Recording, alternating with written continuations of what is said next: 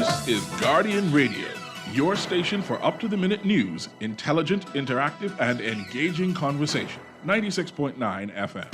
The views and opinions of the hosts and guests are their own and do not necessarily reflect the position of the management and staff of Guardian Network.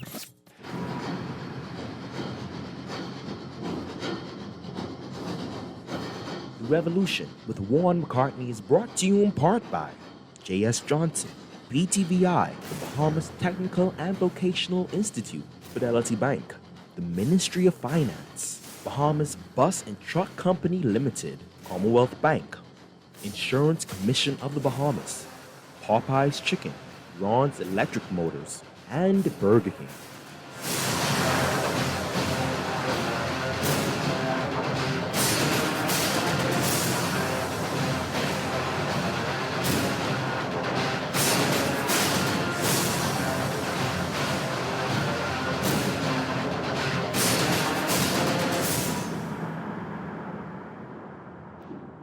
Good afternoon. Welcome to The Revolution. You know I'm not Juan McCartney. I'm Levan Miller. I'm still here. I'm sitting in for Juan McCartney during this 2 hours. But I have in studio with me the illustrious C.A. Nuri, who joins me as we talk about the news and all things in the news.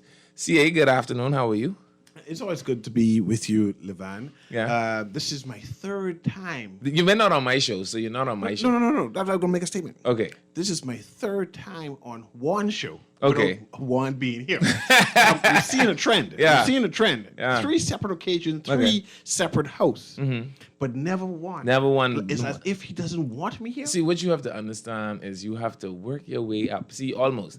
So it's kind of like, do you know back in the day of Greek gods, they would light fire, and the fire would have to get to a certain place, and it reaches the nostrils of the Greek gods, Yeah. and they would descend then from Mount Olympus, and they would come down and have utterances with the men. Did you ever heard about that? I heard about that. Okay, so So you're saying I need to set some fire? we have to light you a fire. Yes. And when you burn as a fragrance that is acceptable, then His Eminence will come down from Mount Olympus. So I need to smell good also.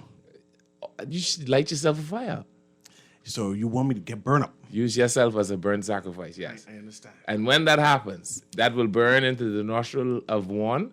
And when he smells it, the savor will get him to come down. And perhaps I'll get an inbox like, hey, come on the show, man. And you'll be We're able to- friends. Yes. Something. You'll be able I'm to. starting to take it personally, actually.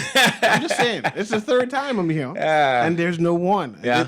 I don't think this is a coincidence anymore. I think it's just purposely But done. he calls out sick every time Yes. he hears your book. Yes. Oh, wow, that's amazing.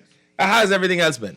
It's been good. It's been a good week. I'm watching what is happening inside the news now. Some other instances has happened by the competent authority, which I'm concerned. And mind you, I understand. And it's worth some debate. It's worth some trashing out. It's worth Bahamians considering who they are as a people and defining themselves as a people. And it's worth that the government, the Effingham Party, which is 2 separate entities, to consider how their management of the Bahamas is impacting Bahamians in general. So let's get right into it, CA. Again, thank you for joining me, right? I see I had some text messages that kind of filtered in after my show. I don't know if this happens every day. These weren't in the phone when I left here, and then I came back and they were here. So I'm still here, so I may read some of them. If you hear the text messages, just know that they kind of filtered through from the last show. So, CA, I see that the young Travis Robinson has issued a statement saying that he is going, as the Member of Parliament for Bain and Grandstown, to suspend all campaign in the Bain and Sound constituency. And I think it is admirable. You sure he said that? Like, you want me to read it? I mean, if Let's you read have it. Let's read there, what I it mean, says. It says- I think what you're saying is impossible, but I'll listen. Member of Parliament Bain and Grandstown Travis Robinson announced today that effective immediately, all door-to-door campaigning and in-person meeting have been suspended until further notice as cases of COVID-19 have risen. I want to keep all those in our community safe, and this is a quote, by doing all we can to prevent any possible spread of the virus, Mr. Robinson said. I will stay in contact with those in the community in other ways, such as email, telephone, and Zoom where necessary. As soon as the numbers, and this is also a quote, as soon as the numbers of COVID-19 cases trend downwards, we will resume operations. Until then, I encourage each of you to stay safe by continuing with social distancing protocols inclusive of wearing masks and hand sanitizing. Quote, "This is a serious situation that trumps any desire for political expediency. My team and I will lead by example by not risking any possible exposure. The health and well-being of all constituents come first. As the vaccine is available and the eligibility groups recently expanded, Mr. Robinson encouraged those in his constituency to take advantage of the opportunity to keep them and their families safe." There you have it. Wow. Travis Robinson say, y'all could do what y'all feel like. As for Travis, I'm not fooling with that. How do you feel about it? And one must commend Mr. Robinson in general, though. He's definitely a trailblazer. I think, personally, he misspoke. I don't think that Is it misspeaking? I don't He think can speak for himself. He doesn't have the authority. He's speaking to for speak Travis on- Robinson. But then the branch of Baines and Grantstown, Whom he has Grantstown- control over. No. The chairman of the party, Culmer, has the control of the branch, and the branch needs to campaign because it's not an official position of the party. But the the branch needs to campaigns control on his the seat. behalf.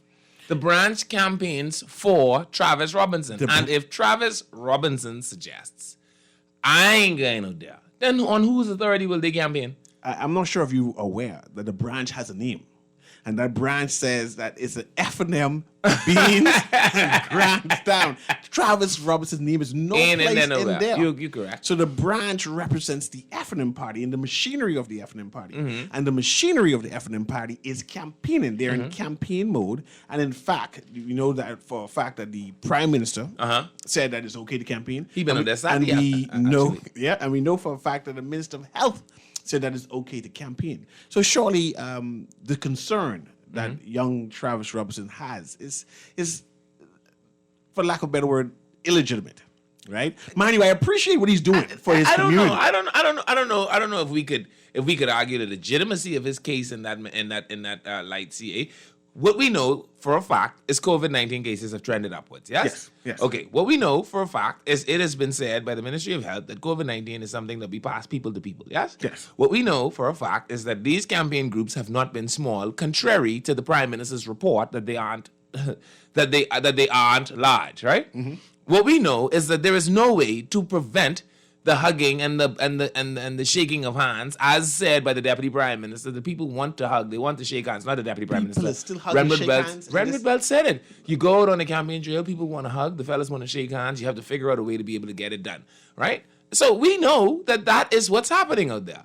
These are facts. How then can you say that there is no legitimacy to Travis Robinson's claim that I ain't carrying my black self out there to campaign and catch COVID on the campaign trail? There are two competent authorities in the Bahamas who knows about this COVID-19 virus or whatever it is. It's the competent authority who we elect and put in that position to guide us. He has all of the legitimate information. And the Minister of Health who knows the health protocols. The who? The Minister of Health. He's competent in his position and knows the various protocols that what we should adopt. So I feel uneasy. Are we talking about the same Minister of Health that said on TV that he estimates we will reach herd immunity by summer?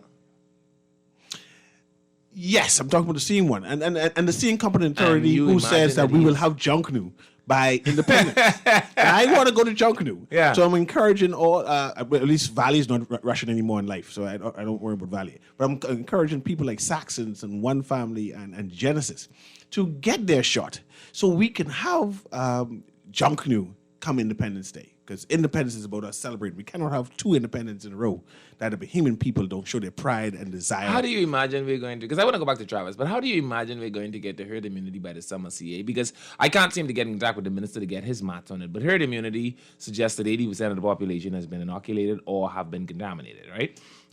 And survived. Yes. The Bahamas is made up of 400,000 people. I like simple mathematics. 10% of that number is 40,000. Yes? Yes. Okay, so if you times 40 by 8, 8 times 2 is 36, is it? I mean, 18 times 2, what am I doing?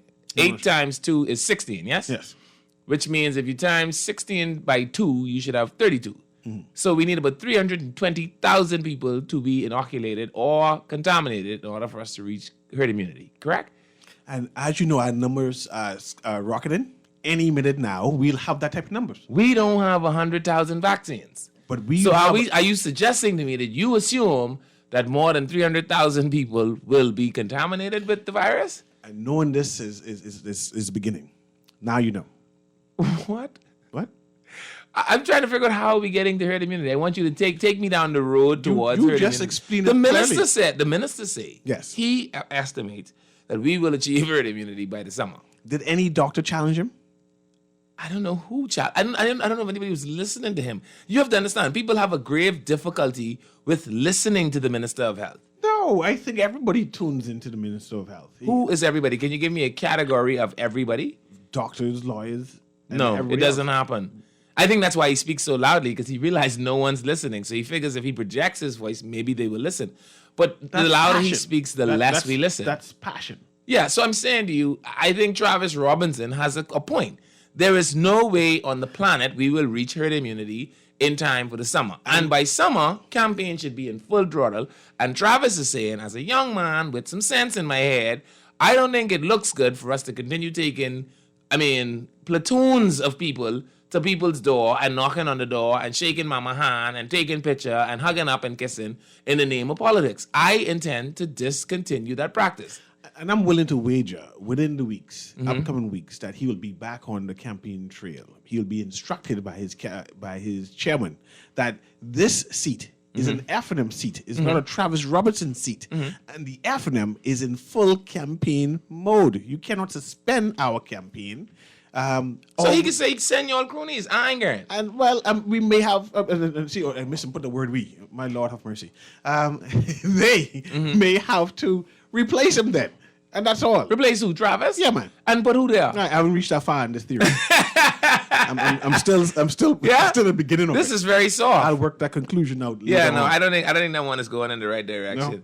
Okay, so let's move on in the news. C.A. Nuri. I see the Minister of Tourism is crying foul on the Canadian government. He's also crying foul on the CDC, and he's saying he doesn't really understand what they're trying to accomplish. The Canadian government has banned flights into the Caribbean. He doesn't know what that's about.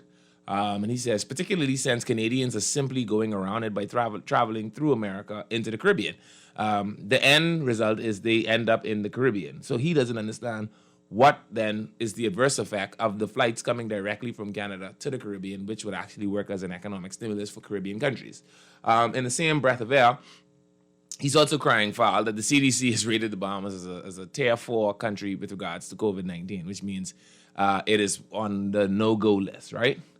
When in actuality, the Americans have more COVID coming out of America than anything else coming out of America. So you can't quite justify why that would be the undertaking of the Americans.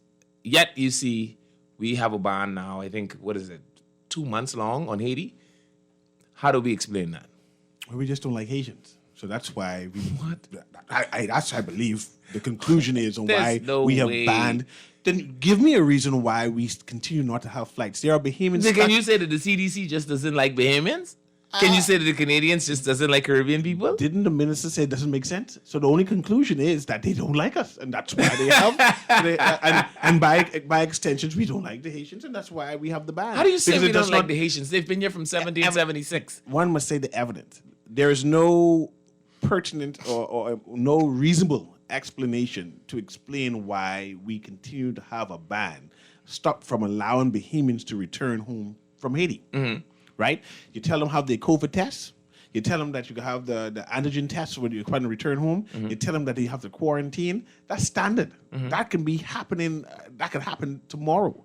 But for some reason, other than the normalcy of what is the best practices, we refuse to continue the best practices and put on to this particular country that we just don't want you all come.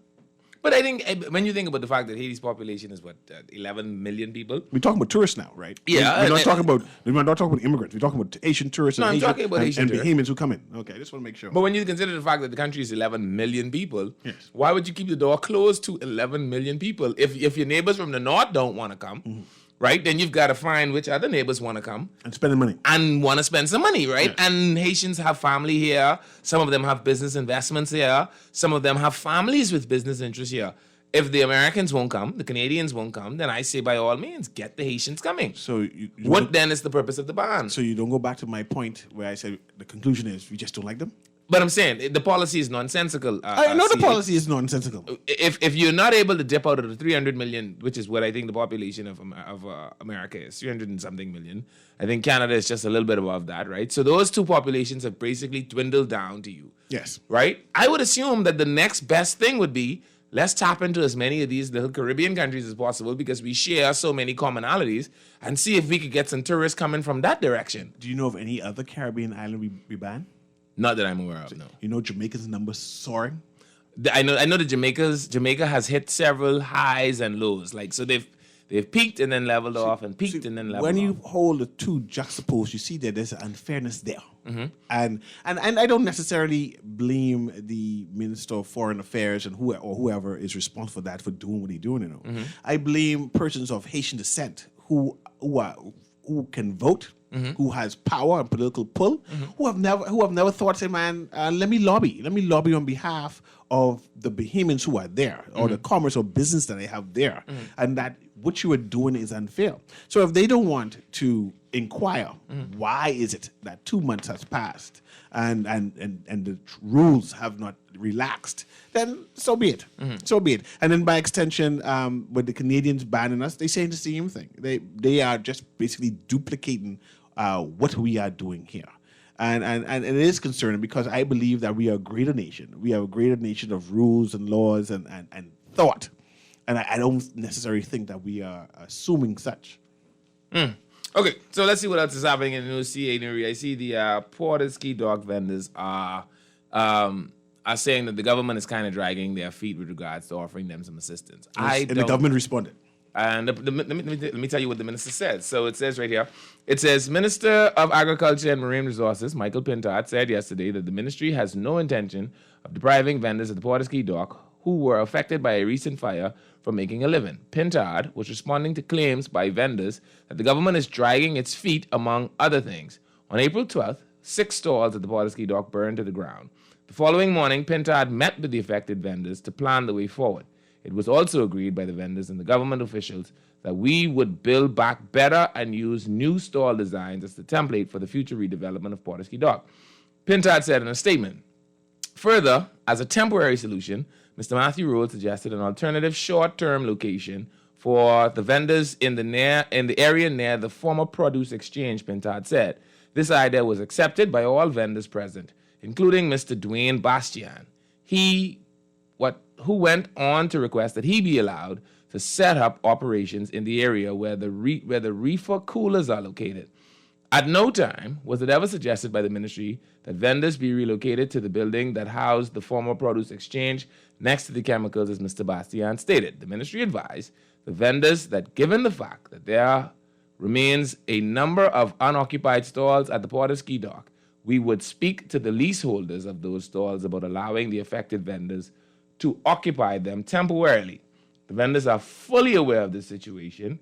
They are also aware that the ministry has secured an architect to complete the layout of the structures proposed to be built on the site pending the report from the Ministry of Public Works engineering team. Now, I have several questions. Why are people being allowed to be leaseholders of buildings that they're not using at the Porter Ski Dock? Are they like footholds? Like once you have it for life? Is that how it works? Well, we know for sure that few people pay their lease there. Yeah. So it's kind of concerning. Didn't they rectify that though? Just recently they were saying that a number of the vendors are not paying. Were not paid up? The $40 a month, and were not paid up. So why couldn't the government just take some of them back? Just repossess the ones that are in arrears? But I'm more concerned about the timeline, and I think that's what the vendors are concerned about. What timeline? This thing just burned down 2 weeks ago. They clapboard. I could build a whole. Well, we know that in Abaco, Who should build you them? can build a clapboard subdivision in weeks in But Abaco. who should build them? Because I'm not really sure And if have I they- am understanding correctly, but it sounds to me as though people who were running private businesses anticipate that the government will rebuild their private uninsured business. That doesn't make sense to me. I don't know who built the last ones.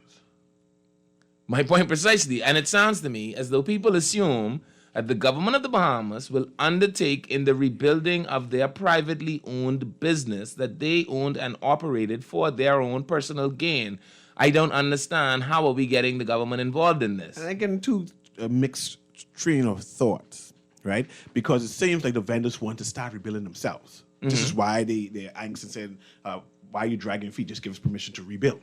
Right, and then also it seems. I like also the government... disagree with that position, CA, because I don't think they ought to just be allowed to go and build. You saw the hodgepodge they built the last time we allowed that. That was actually the vendors. It was pretty nice. It was a shanty. It is a shanty town. No, it's not. It's an eclectic. Eclectic. It's an anachronistic. Cultural, and you know how many pictures shanty town like. No, it's not. I disagree. Hodgepodge. I find that you want to be so aesthetic and clean, pristine. That is not necessarily. No, I don't want rodents running over my feet. That's and a having different issue. That's environmental health. No, and that's having areas to health. hide because you stitch the buildings so tight together that there's no access to the waterway. I can't enjoy the water view because you build these bunch of little But wooden. Fish Fry has no water view. Why are you judging? And I wish that burned down next. Oh Lord. It is anachronistic. It is poorly designed. It's a shanty town. I don't even know what to say after that. No, I'm saying, listen, we failed. Yes, go ahead. At the construction of our cultural sites. I can't tell you whose idea it was for me to sit down and stare at still water in the middle of a basin at the Arawaki, where the stench is almost unbearable because the water doesn't flow fast enough, but it was a terrible idea. Then you turn around and you build a container port in the back of it. So now any possibility of me being able to see the ocean is completely skewed now by big orange containers and a swinging container crane. Yes. And that you have running 12 hours a day. Yes. When in actuality, all of the picturesque view, like if you go to Turks and Caicos, they have something that's similar to the Fish Fry. It is a wonderful landscape of water that you can kind of sit on as the pelicans dive off of the jetty and into the water, and the tourists love it. It's a beautiful thing. I go to the Arawaki, and the only thing I have out there is a bunch of shacks that are stitched together so tightly in the smallest area of the Arawaki with no view, no real circulation of air, and a stench that kind of comes up every now and again. And I got the guy that's responsible for managing the place, putting up a bunch of lights and telling me he's doing such a great job cleaning it up, when I don't really know if that's what I see. I think the whole thing ought to burn to the ground, and we ought to actually design it properly. And I think I agree with the minister that if there is an architect creating a design that makes it more functional, right, then I pray that the God of the prophet Isaiah shows up, and we're able to take care of the whole thing, and we're able to design it back properly. And I'm hoping that the minister include the vendors in the comprehensive plan of the design. I don't know. I think sometimes people need to be told what to do. You know? But there are times that you create an edifice that people cannot take care of. And I think sometimes I'm not people sure just need to be told what to do. Okay, but imagine they construct a building that none of the vendors can work out of. And what kind of building would that be? What kind of building do you imagine? There is no need to reinvent an Atlantis underneath the dock. They need to be clapboard. Clapboard is not bad. I'm with you on clapboard. And in fact, a number of the buildings there are state of the art. You go there, and that's the problem. I don't want state of the art buildings. I want good, wholesome wooden buildings, sure, that have the flair of Bahamian culture, yes, that are spacious enough or that have enough space between them for the access of human traffic, yes, that doesn't block my view to the water. I would like for the government to take a crane and lift every single thing in here that ain't licensed or registered out this water and dump it, right? And then build me some nice little jetties. I could walk to the jetty, me and soft hands, we could hold on, walk to the end of the jetty, play like we in love, and feed the seagulls or something. You understand what I'm saying? What we have now, though, is not a product. And I don't understand what these people are rowing about because they had nothing. You go to the Portishead Dock, right? God help you if you go there after 12 o'clock in the night because it's literally the housing facility of vagrants.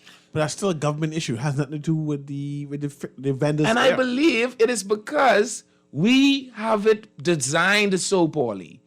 There is not adequate lighting at the nighttime. There isn't adequate security at the nighttime. We could fix it in a way that there's paid parking. There's so much that can be done with it if we just burn the rest of it down and start over. Now, I want to say this as a businessman. I feel for the businessmen. I feel for their business interests. I just don't know if I agree with you all cussing out the government because your effects wasn't in order. You mean speaking to the government? You use such harsh words when you're speaking to Bahamian vendors who are just trying to make a living. But you're all here cussing out the government. The government ain't doing this, and the government dragging their foot. They want to know what is happening.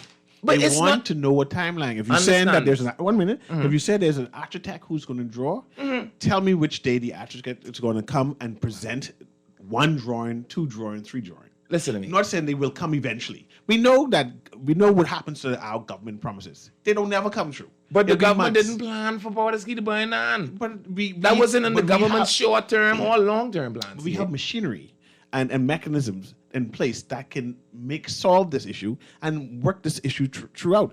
It shouldn't be something that we say, yes, we're going to work on it. And it's placed in the back burner. And we know that election come, election go. And come next year, 2022, we say, oh, yeah, we're still talking about But this. these now. are private businesses. But they lease from the government. Agreed. So it's not necessary. It's a quasi institution where the government is a partner. Correct. And the with government these is people. saying to you, listen, we saw what you all created out there. We no longer desire to have that. We assisted with what was created out there. Right, and we no don't longer want- okay. desire to have that. Yes. We want to now create something, and I don't understand why they need to be creating something. They could just call Glennis Anna Martin and V. Alfred Gray, because apparently those two already had a plan for the place, and say, let me see the plan you all had draw, and let's see if we can figure it out from there, Yes. right? But again, that's not what is happening here. That's going to actually, if you know that, if that is happening at this present time. Is that what's happening? No, I don't know. I don't see it happening. The vendors don't know either. But and that's why they're complaining. But I don't know if the vendors get to cuss the government out for this, because what we sure about, or what we hope, is that the government didn't burn your place down. No. Right? The government didn't plan for your place to burn down. No. And so now the government is rendering you assistance with every other citizen of the country that requires assistance Yes. during a time that you need assistance. Yes. But if you know the vehicle of government, you will know that it is a I don't know, it's a paso. Like it just doesn't go fast. It's a molasses type thing. Right, it doesn't go very fast. So surely they have a right to complain because they know the culture of our government, that this will be a molasses type movement. And that even though the minister might mean well, we know from experience in the past that this may be 6 months, a year out. And if you don't agitate to say, hey, I'm still here, I need some deadlines, I need some commitments from you, you know that you will be ignored. So then I'm asking, why then are vendors not calling for the government to revisit the people that are in arrears 3 years, 4 years, 5 years, and find out from the people that are in arrears, listen, you now owe the government of the Bahamas X amount of dollars. Do you have a plan to pay this money? If the answer to that is no, here is how we can assist. We are going to accept the full amount owed by you to the government of the Bahamas. The government is so gracious in all it's doing, we will give you half as your buy-in, buy-out. The government will take the other half, and the ownership of this place will change. Why? Because as long as you leave it laying there, it is literally a building that is about to go to ruins because it's not being used. And we don't know if we have enough asset to allow any one person to just hold an asset and not occupy it. The time has now come that we need this stalled space back. And since you ain't use yours in 2 years and you ain't pay nothing on it in 5 years, we are going to relieve you of that. Yes. I have no problem with that. I think that is a whole lot more practical than cussing the government out and telling the government you all ain't do the drawings and in your article which you read, the minister hinted towards something similar. Now, I expect in 6 months' time, 7 months' time, that he'll come back and say it didn't work. And in the meantime, the place is not constructed. and the vendors know that this is what's going to happen. And that's why there's some angst. They want to know a timeline. So, Mr. Minister, I appreciate everything that you're offering us. I just want to know, when can I expect some movement? If you said in 2 months, you shall be moved to the new place, I won't bother you until 2 months. And if you said in 4 months, we will have you repossess the vacant stalls, I will wait till 4 months there. And if you say 6 months out, we will then start the construction of your building and the lease movement, whatever it is, and whatever prerequisite it is, then I know that I cannot board you for 6 months. But when you tell me, I can fix it one day soon. No, we are working on it. See, no. We are still working on the OBAN files. No, we ain't working on that. It lost. We have to find it first. I'm trying to say. We have to find it first to work on it. We are still working on the investigation at BPL and the board. We are working on so many things, right? And we know this as a country, and we know that when we are being hoodwinked, deceived, bamboozled. And mind you, the minister is a great man. He means well. But he reminded the vendors, he does not control the public purse. And he's been saying that from day and one. he's been hinting, and only you, it seems, don't understand the hint that the minister is trying to say. Don't ask me. It ain't gonna happen no time soon. And the vendors got that hint in them. Yeah. And this is why they're complaining. They said, Lord, I can never get into my building, Oh, my goodness. and I have to complain to get access. Now to it. I know. I heard on the news, CA, some of them were saying that they weren't allowed to get insurances. If any of you are out there listening to me, I wish one of you would call me and explain what does that mean. What do you mean? They have the Portuguese Dock Vendors Association. What do you mean a group of people with an association can't get insurance? That doesn't make sense to me. Have you heard anything about that, CA? I've heard the commentary about it, but Yeah. I don't know any vendor to speak to them to understand. But what do you what's mean up. the insurance won't insure you? That doesn't make sense. Maybe you On need- what grounds? It doesn't make sense to me because one would assume you have some type of occupancy license To be there. To be there, Right. And then one would assume that you have machinery that has value Right. inside there. Right. You see, they do point of sale machinery as in terms of payment. Right. That has a value. Surely Right. you can insure your machinery, right? If you borrow the bank for that. So that is, and perhaps they need to go to smaller insurance companies and say, well, what can I get insured out of this? If you cannot get insurance, my question is, what is the purpose of your association? Why is your association not powerful enough to walk into an insurance company and say, this is what we generate annually? We are now a group of companies or a group of people associated for common interest, and we will move all of our insurance premiums to this insurance company. And here's the rate that we expect. I don't get it. Why are you still not being insured? As you are, Or is this association just, a hand puppet? it's an association by definition. But as you are aware, there are a number of family islands that do not have access to a bank or banking facilities or even insurance facilities, right? The government steps in and provides these facilities to them or for them. You can go to an Acklands and go to the post office and say, man, I need to deposit my $400, please. And I need you to keep my $400 safe. Surely, one could expect the government to say, hey, I need an insurance. I'm not able to get insurance. Can I self-insure that whatever I pay in is what I get out, right? So these things are easily done, but surely and clearly that leadership is lacking. That these people, Bahamians, and I'm going to stress the idea. See, Bahamians are entitled to certain type of representation, and we are not getting the best representation. That's why we cry out so much and complain so much, and that's why we need to complain about the Minister of Agriculture, because the representation is just barely adequate. The people that have been complaining about insurance, government should have made a way for them to I self-insure. don't remember hearing insurance being among their cry. I see the phone lines are lighting up. You can give me a call back. 323-623-325-4316-325-4259. CA Nuri is my guest. We're talking about the news. It's kind of open line. You can call us and talk. Listen, I don't want to talk about quantum physics or I don't know, the Chick Charney or any of that stuff. So let's try to keep it within reason. I like your charities though. That's fine. But let's not talk about Bookie and Barabi then. Is that better? Okay. Yeah, let's try to keep it in reason. And I like Bookie and Barabi. I got two daddies. One in the bed, ain't got no hair. The next one under the bed, and his eye shine like a silver dollar. I'll never forget it from grade 3. Never heard that. You've never heard that? No. Where have you been? I heard stories about Shine and the Tar Baby. But Oh my that's a God. different type of story. Let's take this phone call, CA. Good morning, caller. You're on. Good morning to you both. Hey, how are you? Not bad. What I like to say is that, Portuguese Dock, right? They why build stores, bear stores or liquor stores or restaurants on the landing of the dock? And that's the only public dock in Nassau. No, you and I agree. I think the stalls should be on the roadside and leave the waterway for me, because I come out here sometimes. I don't really care about none of these stalls. I won't go see the water. Yeah, that's a bunch of foolishness they're doing. You see, and they need to do the heavy lifting and get them people off the dock. Yeah. Well, I think sometimes God answers by fire. That's all I have to say about that. See that right there, right? Mm-hmm. That you remember back in the day, right? That was a place for the poor fisherman. A poor man, he could anchor his boat out, and when he ready to land. I have a problem with them too, though. No, but what I you see, because they like to anchor them boat there. You buy a boat. You only already had $1,000 in your whole name. You spend your $1,000 like idiot and buy a boat. Couldn't afford to buy a good anchor, so you decide you can use the engine block.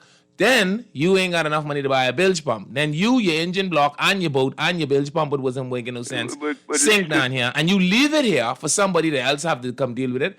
I really don't agree with that either. No, that's the man who couldn't afford it. But you have even the middle class behemoth, who could afford to get a decent boat and anchor his boat out, and when he ready to land, when he ready to jump in his boat, he put it up to the land and jump on his boat and go. You see, that's bad, man, and everybody want to be politically correct. You know, the opposition parties, they jump out there, both of them. The PLP, the DNA, they jump out there. With shovel and truck. People the bill. And I ain't sure what they do. Thank you very much, caller. I ain't really sure what they doing out there, CA. You know, you see, Lincoln Man, Arendia Komalafi, I don't like children's church, CA. You don't like children's church? No. All right? And I ain't sure what y'all out here doing with these shovels. I am not going to elect you because of how good you could shovel ash. You are not going to impress me by how good you could shovel ash. I don't care if you could call a dump truck. If the people them say they should have had insurances. Mm-hmm. All right? And they should have people in their networks. It shouldn't be politics to come out here and shovel ash. Mm-hmm. Full stop. Mm-hmm. I don't want politics, not at a national level. Now, if we had district superintendents and that, man, the district superintendent should come out here and roll up his sleeve. But if you auditioning for the job of prime minister, no, I don't really care how good you can shovel ash. Too local. I don't care about it. I want you to be able, you know what would impress me? Blowing me out of the water. Mm-hmm. If by now the DNA come and say, here's a 6-step plan on how the DNA intends to revitalize, revamp, and, resuscitate the cultural site that is the Porterski Dock. And they come and put it on the news and have drawings. Drawings too? And I say, man, well, the Prime Minister got someone who could draw something for him every day. Every time I turn on the Parliament, he got a bunch of drawings. Yeah, a lot of drawings. Drawings must be cheap now, right? Mm-hmm. And say, this is what the Porterski Dock will. But going out there with a truck and some shovels, I ain't really sure what we're trying to accomplish. Too basic. I don't know. It doesn't impress me at all. But at least it was live stream. You were able to see it. That matters, I imagine. Yeah, the campaign via live stream is very important now to third parties. Mm. All right, I hear the music. We're going to the break. And just so you all know, I was in studio the whole time. So I know why we started this show 12-12. But I was here. You was here. And CA was here. Yes, on time. You know what? I think this show is a celebrity block. Like, they have to start it at 12 minutes past the hour. Mm. They can't do it before that. So the people that was waiting, y'all wasn't waiting on me because I was here. Mm-hmm. Anyway, we're going to the break. We'll be back. Tired of banks forcing you to use technology to bank the way they want you to? Your convenience is important. So no matter what your banking needs, Commonwealth Bank's friendly staff are always available in branch for that personal one-on-one service. But when you choose technology, our online and mobile banking app offers you state-of-the-art functionality. The choice is yours. Commonwealth Bank. Bank the way you want. Everyone should experience a brand new car, but not everyone can afford one. Until now, Bahamas Bus and Truck has the answer. The stylish, spacious, feature-rich, yet affordable Mitsubishi Attrage. Priced at $21,900, including a 3-year warranty, why not come and experience the value that Mitsubishi has built into the Attrage today? Bahamas Bus and Truck, the country's only authorized Mitsubishi dealer. Telephone 322-1722. Calling all Primo fans! friends. Marco's Pizza's got a new special. That's right, the Trio Deal was made just for you. Enjoy one large, one topping pizza, cheesy bread, and a 2-liter soda for just $20. At Marco's Pizza, we're all about quality. That's why we make our dough fresh every day. Our specials are hot, delicious, and affordable. 3 items, just $20. Order your Trio Deal today on our website, MarcosPizzaBahamas.com. Marco's, every store, every day, the Italian way. Hello, Primo. Did you know that $5 can get you delicious combos fit for a king? Well, it can, but only at Burger King Nassau. Not only is the big in-flavor flame-grilled Whopper Jr. combo you love available for just $5, but now you can enjoy a crispy chicken junior sandwich topped with bacon plus fries and a drink for only $5 as well. At Burger King Nassau, you get to choose between a chicken BLT or flame-grilled beef in 2 great combos that include fries and a drink for only $5, including that. Value has a new home at Burger King Nassau, where taste is king. Are you tired of that boring 9-to-5? Do you need a new and exciting career? Visit the Bahamas Technical and Vocational Institute, where your passion can become your profession. Let us introduce you to a career in information technology, cosmetology, construction, office administration, auto mechanics, electronics, and more. Say goodbye to that 9-to-5 and hello to the possibilities. Call us today at 502-6338. Apply by November 16, 2020. Hello, sir. Your credit card bill is due. Hello, sir. It's time for your monthly loan payment. Tired of creditors pounding at your door? Sign up for a debt consolidation loan from Fidelity Bank and consolidate your debt into one low monthly payment. What's more, you'll also earn interest on a built-in savings account. The pandemic has curbed many freedoms, but at Fidelity, our focus is to help regain your financial freedom. Visit a branch or speak to Fidelity Bank at 356-7764. COVID safety measures in place at all branches.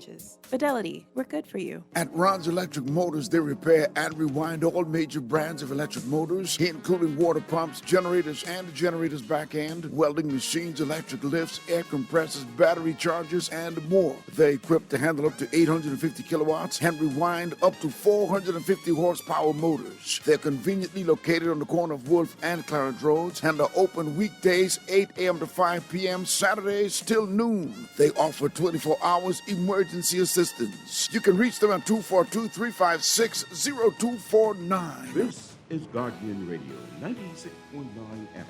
Fresh news, smart talk, all day.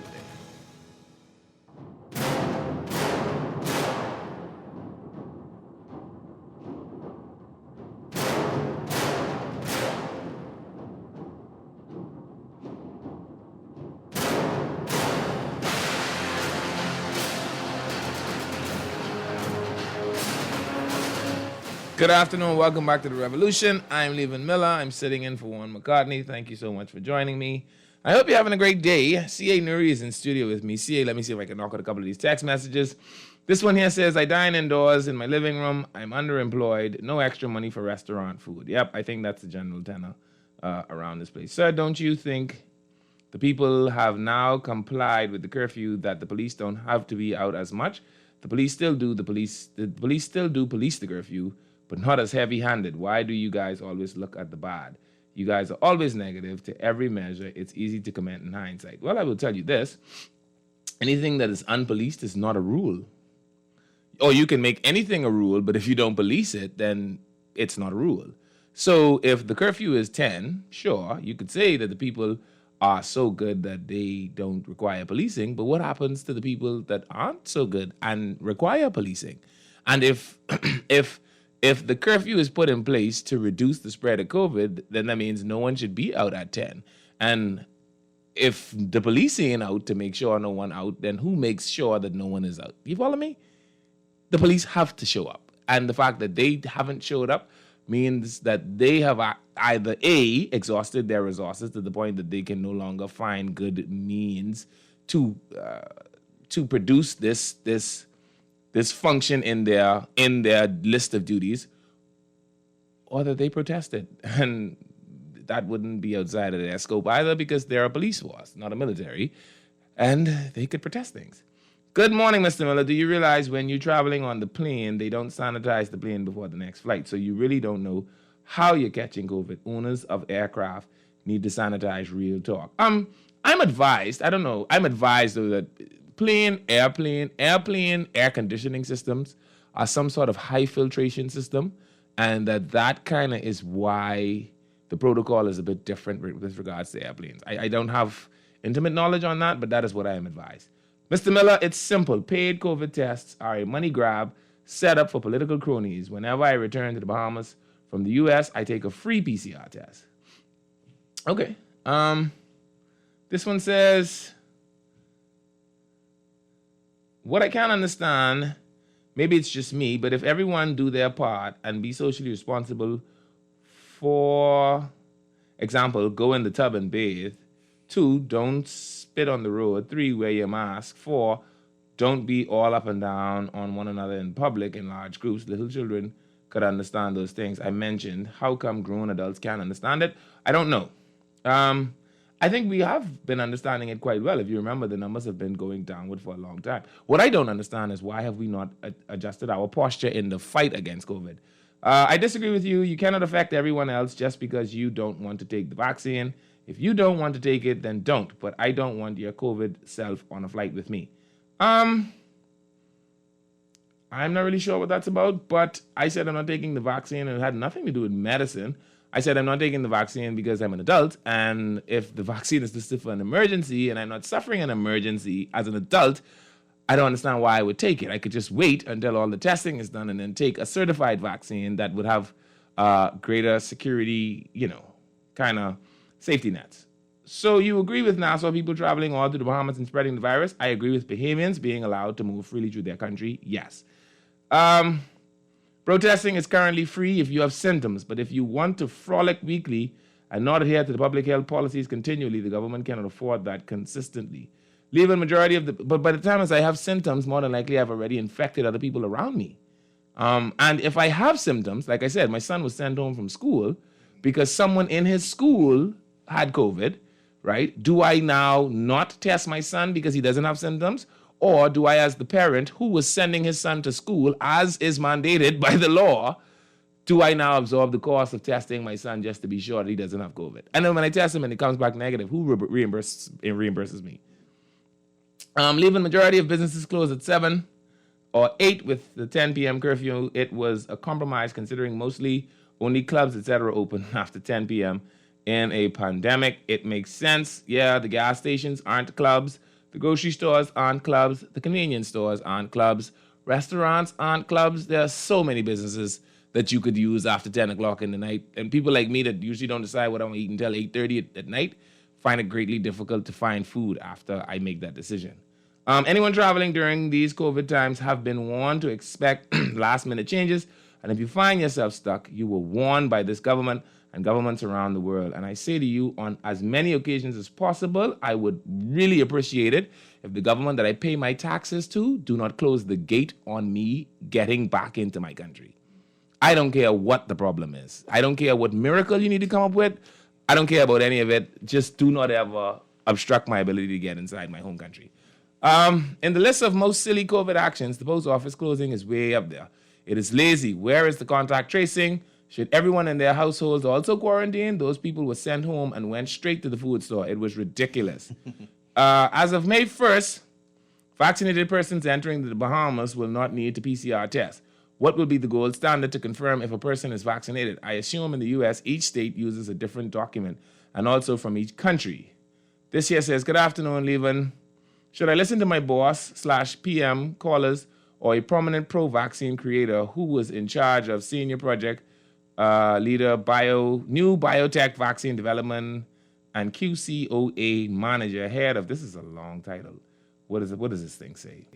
He said, don't take it because it kills off all your good antibodies, leaving your immune system defenseless. Therefore, coronavirus will skyrocket after the vaccination. Okay. Yes, the Minister of Health always has a preach word. And it's so repulsive. Like, you don't need to shout at me. What do you all have against God? Listen to me. So let the gentleman preach. I don't want him shouting at me. Every so often, I love hearing a word. I don't know. And I don't know why he thinks that if you talk loud and tell people, listen. It's called exuberance. Every time you speak and say, listen. Because you know. I still am not listening to you. You're not easily excitable. I don't know about that. Are we going to the news, Ali? Let's go to the news. Leave Miller here. I'm sitting in for Juan McCartney on the Revolution. C.A. Nuri. Why did I almost call you C.A. Gibson? I don't know. C.A. Nuri is my guest. We're talking about the news. You give us a call on the next side of the break. 323-622-3232-325-4316, 325-4259. Let's talk about it. About a little bit of everything when we get back.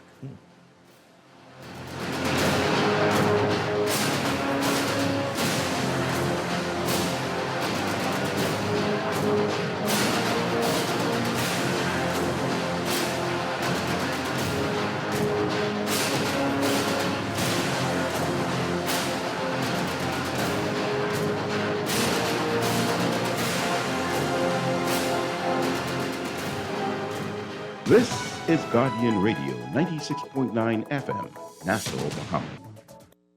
Boy, you know what going down tomorrow? Nobody, what happening? Joe bringing these knives to school. He could do Junior in. For what? Boy, he fooled with Joe girl. Mother sick. And you know Junior don't bark down for nothing. So that means you got a big fight tomorrow. So whose side you on? Side? I trying to stay in school, not Simpson Pen. We gotta tell somebody about this fight. Tell somebody? I ain't no snitch. I mean cool, you know. Boy, if you so cool, then you need to stay in school and stay out of the fight. Yeah, but if I don't hang on Joe's side, how many boys coming for me next? All right, so we definitely gotta tell somebody. We gotta prevent the fight. What I say, I don't want nobody call me snitch. We could just call Crime Stoppers. You could report what you know, and nobody gotta know it's you. So how did I work? All you gotta do is call them, or you text them through the Crack Crime Bahamas app, and nobody can know it's you. Then the police come looking for me for more info, and when they finish with them, Joe them coming looking for me?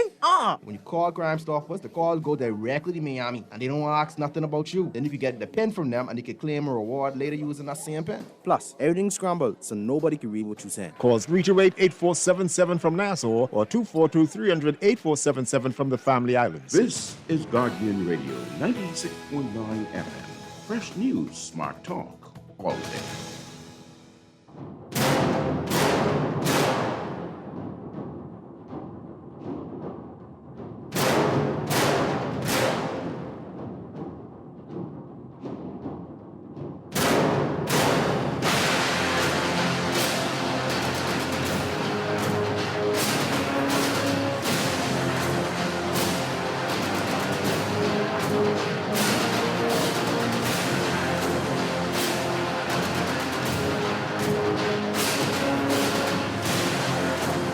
Good afternoon. Welcome back to the Revolution. I'm Levan Miller, sitting in for Juan McCartney. Thank you so much for staying with us. It's good to have you.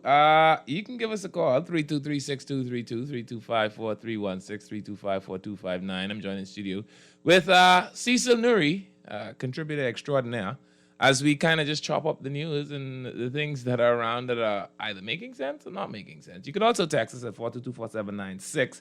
The text right here says, Levan, I'm with you that we can't call this a conspiracy theory that requires speculation, but those behind the agenda have stated years ago what they intended to do.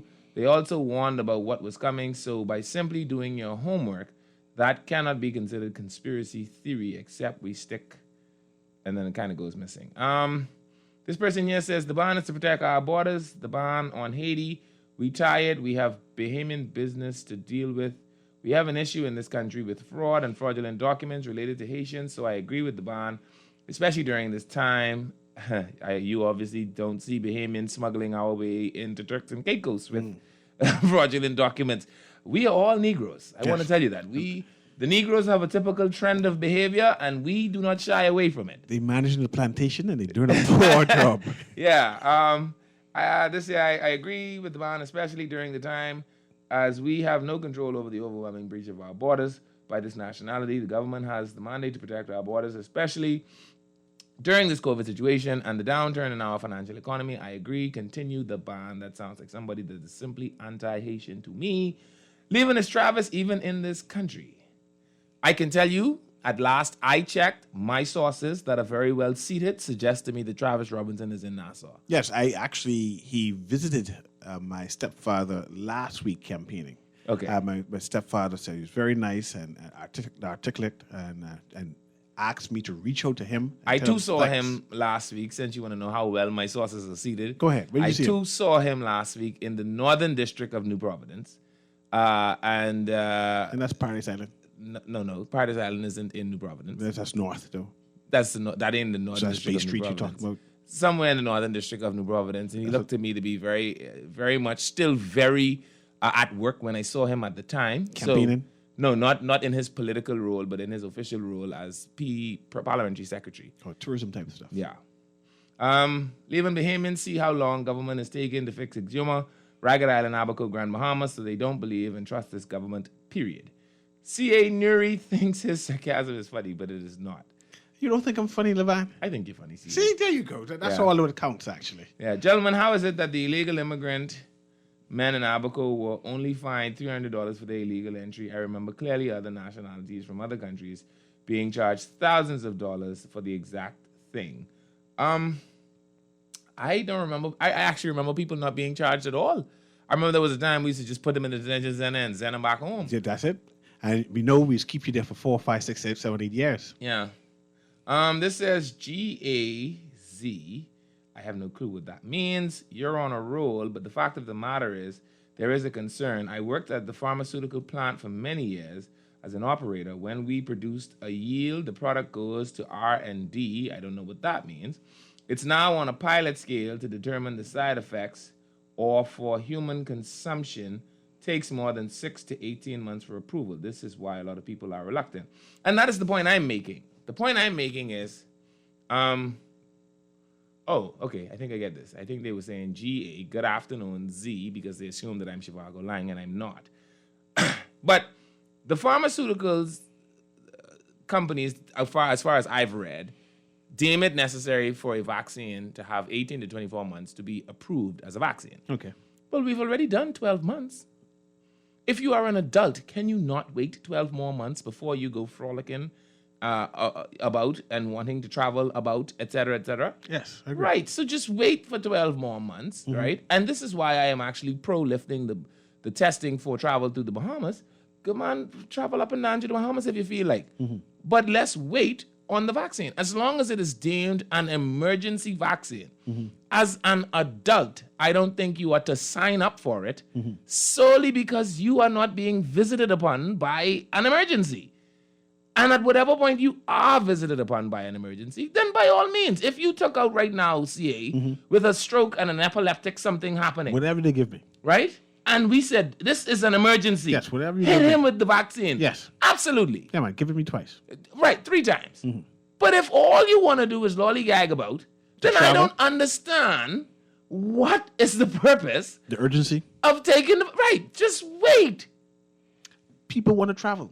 It's urgent for them to go to Walmart.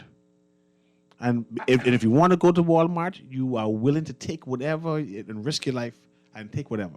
Walmart and shopping is so much important to us that we're willing to risk all. I guess. Good morning. Porterski needs infrastructure, all that salt water. Why can't we have a fire pump connected to the ocean and install sprinklers? Because the salt water would corrode it all. That's a very easy answer.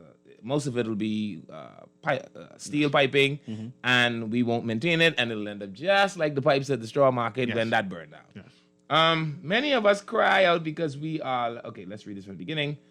This is a lot. Everyone in the Bahamas seem to have the idea that the government should rebuild for them, and please tell your guests that the vendors want the government to rebuild for them. Everyone wants the middle class to foot the cost for their shortcomings in this country, and persons like your guests perpetuate this idea. CA, what do you have to say about that? I'm not middle class. I'm a working class man. Are you working middle class? I'm a working class man, period. And I find that a number of Bahamians have middle class trinkets, and they believe they are people. The idea is we need to live in our means. We need to know that we are working class people. Text writer goes on to say, so people like throwing harsh words on the government, but not on the lousy vendors who did not have their affairs in orders, just like the persons in Abaco who sponsor the work permit is responsible for the housing the person they get the permit for. Trust me, the vendors want the government to pay and put back up them. I can't say these things on radio. This is an opportunity to correct the wrong. I agree we can correct the wrong. Like I said, I'm very disappointed that the whole thing didn't burn down. I think that would have been a better outcome. Like if everything had burnt, the government would have to act. No, they wouldn't have that. No, I'm saying, listen, okay, so sometimes, right, this is what I tell people. I am not the guy you call when someone in your family dies because I am somebody that deduces whether or not life would have actually been better than death. So if your son crashes on a motorbike into a truck, hits his head, has swelling of the brain, a dislocated spine, a broken shoulder, and a collapsed lung, and he dies, I'm not going to be the one rolling over naked on the ground, hollering and screaming God's grace upon you because you lost your son. Because I understand for him to live may be more strenuous than for him to die. And because of your selfish desire to have access to your son, you don't calculate that in the instance that we're trying to save his life. All you want is your son. 10 years from today, when the son cannot move his hand, can't breathe, only could sit in the chair and roll his eyes around, and someone has to bathe him and wipe up fecal matter, you then begin to calculate, do I really want to do this? And so in some instances, sometimes it is better to have the worst outcome up front. I say that to say I wish that the whole of Port-of-Ski had just burnt to the ground. Just burned down. Right, because if that had happened, it would have been so catastrophic that the government had to act. No, I disagree with that part. I know what happened to the straw market and to the two, Right, 3, right, 4, and you saw what happened there. The government had to act. 2, 3, 4 years later. But the government has to act. After a lot of politicking and pushing people complaining, that's when they act. So if the whole thing had burned to the ground, Then we had to complain and agitate for change. Now we've got to figure something out because there is no more Port-of-Ski. Yes. We may even have to build a new bridge and all because that burned down too. Yes. So we gotta ferry the people across the Paradise I Island. remember Mr. Leslie Miller said, I didn't burn down the straw market. So what you complaining to me for? Right. So, I mean, but now that the whole thing hasn't burnt to the ground, Yes. we now have to work in a hybrid kind of fashion because we can't disenfranchise the people that are there. Plus, we have to act swiftly enough to kind of help the people that have been burnt out. Plus, we kind of have to make sure that the government has this as a priority. But the government still got the people in Abaco to worry about, and that's a priority. But Levan, let me ask you this. We know that when the former administration was in power, they had a plan for Port-of-Ski, whatever the plan was. I saw some drawings and they're talking about it into the news for a while. We know that a small section of Port-of-Ski has been burnt down. Has there been any talks with the previous plan and say, okay, let's take advantage of this previous plan? This is the point I'm making. Glennis Hannah Martin already had a plan, and her and V. Alfred Gray already had. Where did that plan go? And we see that the Minister of Agriculture also has a plan. And his plan is to have an architect draw up something, and they're going to Where the last drawing? That we throw that away. That gets shelved. Okay. That gets shelved. Okay. So my point is, there is no plan.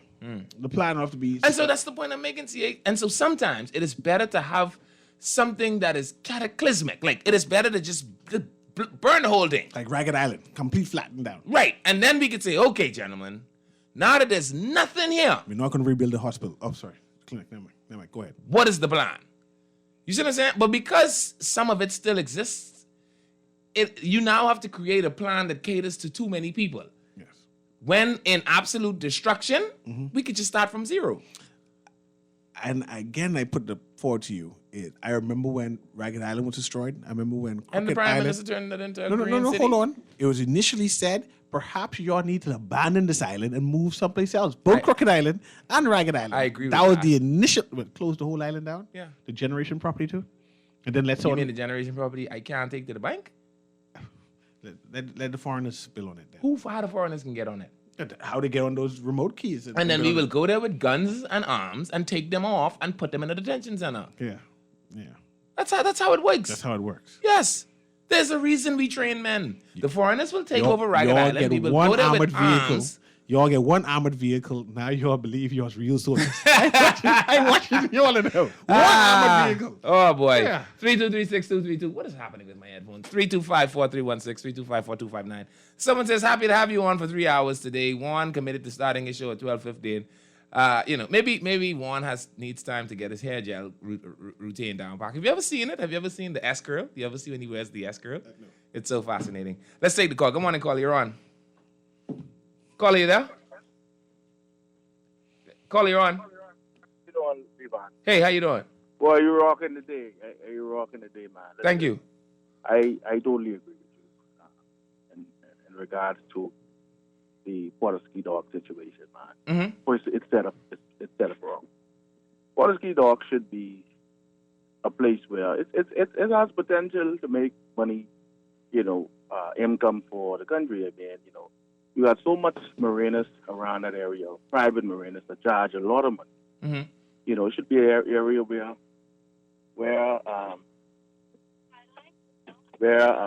people could who have small boats could come and pay a dockage fee. And up front, you could have small vendors and the fish vendors and stuff, but vendors shouldn't be on that waterway. Yes, I agree. Yeah. You shouldn't no bathroom use. No, I always had a problem with even eating out. I don't know how these people get sanitation certificates. That's probably why they can't get insurance. You know, that's exactly, and we tend to. Yes, there was a plan for that. The previous administration, I think, between $4 to $5 million was allocated to start. They started the parking I think it was $11 million. Because remember, Glennis Anna Martin had one price, and then Virginia's Ignatius had another price. Yeah. But you talking about this was 2 years before they left. Right. Left office. Mm-hmm. That they was back and forth with this situation. So that whole Port-a-Ski Dock situation should have been cleared. They wanted to move them from that front portion. Mm-hmm. But we act as Bahamians. We act like we own these things. Mm-hmm. And you in partnership with the government, but nobody owns the right to those stalls. Right.